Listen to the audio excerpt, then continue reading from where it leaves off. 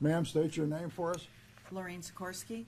And you are the I am the defendant's mother, mother, Roksana right? Sikorski, correct? Okay. And what do you wish to say to me in regard to how this situation has impacted your family? Your Honor, I have a statement I'd like to read. Go ahead. To the court, I am writing this to the court regarding sentencing of my daughter, Roksana Sikorski. This past year and a half have been the most stressful and painful time for myself and my family. We desire closure of this matter, but also reason in its conclusion. Roxy was misled and used by an older adult. This has been proven in court. However, nothing will benefit this child by sending her to jail. She made some poor choices which led her to this conviction. She had limited guidance, as my husband and I were not allowed to speak to her while in court.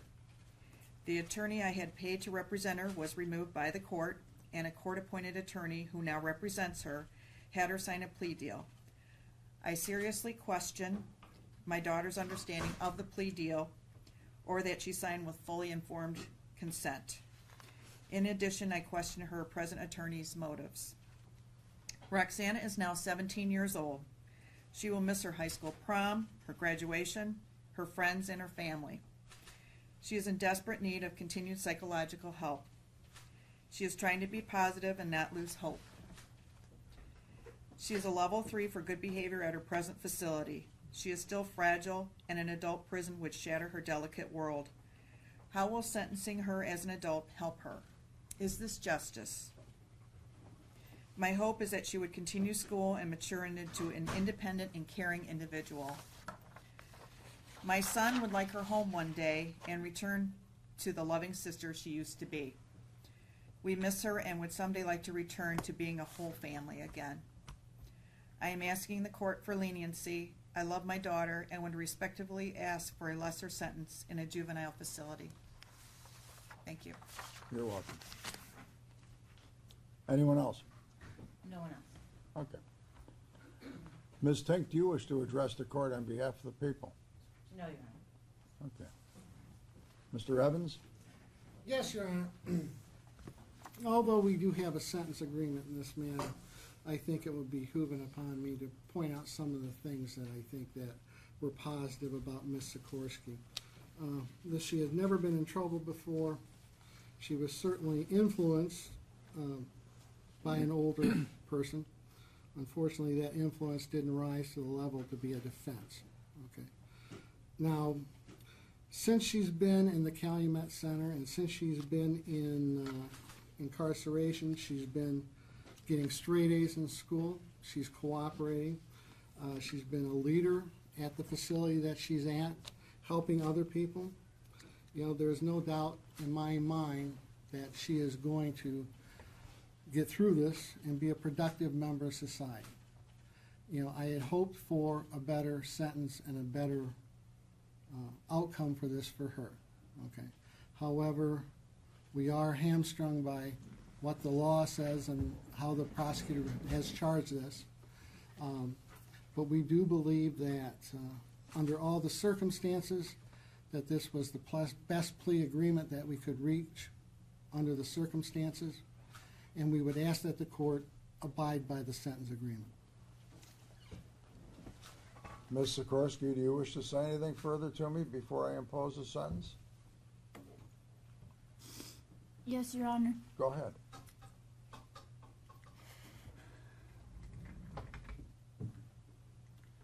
I would like to apologize to my family for not being the daughter they wished I would be. And I promise that I will get better, no matter what happens. And I will see Lucas and Angelica again. I'm sorry. All right. Your Honor, one thing, too, I did not mention. Based on her age, we would ask that if the court would place in her commitment that she go back to the Calumet Center until she's reached her 18th birthday. She seems to be doing quite well there. It is a secure facility. I understand that it is, I believe, the Michigan Department of Corrections' ultimate decision. However, if you could put that on the commitment, perhaps that would give them a little guidance on a proper placement for her. Ms. Tink, do you have any objection to that request? No objection. Okay. Yeah, the court's had the opportunity of reviewing the pre-sentence investigation report itself and the comments that you made, Mr. Evans, that Ms. Sikorski seems to have gotten over quite a bit since this incident occurred, and that she seems to be making good strides while at the Calumet Center. I will impose a sentence that, needless to say, I will follow the sentencing agreement that you have struck with the prosecuting attorney's office, but until she reaches the age of 18, she'll remain at the Calumet Center. At least that's my request.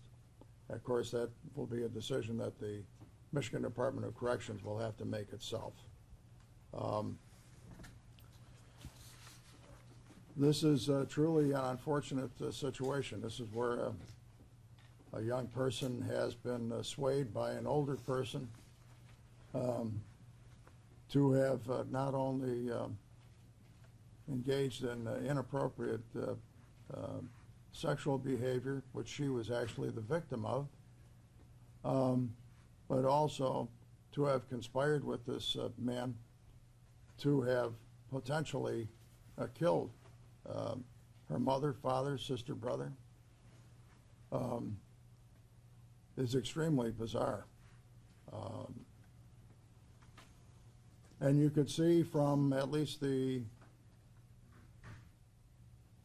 workup of this file and the investigation that had been conducted, that even though Ms.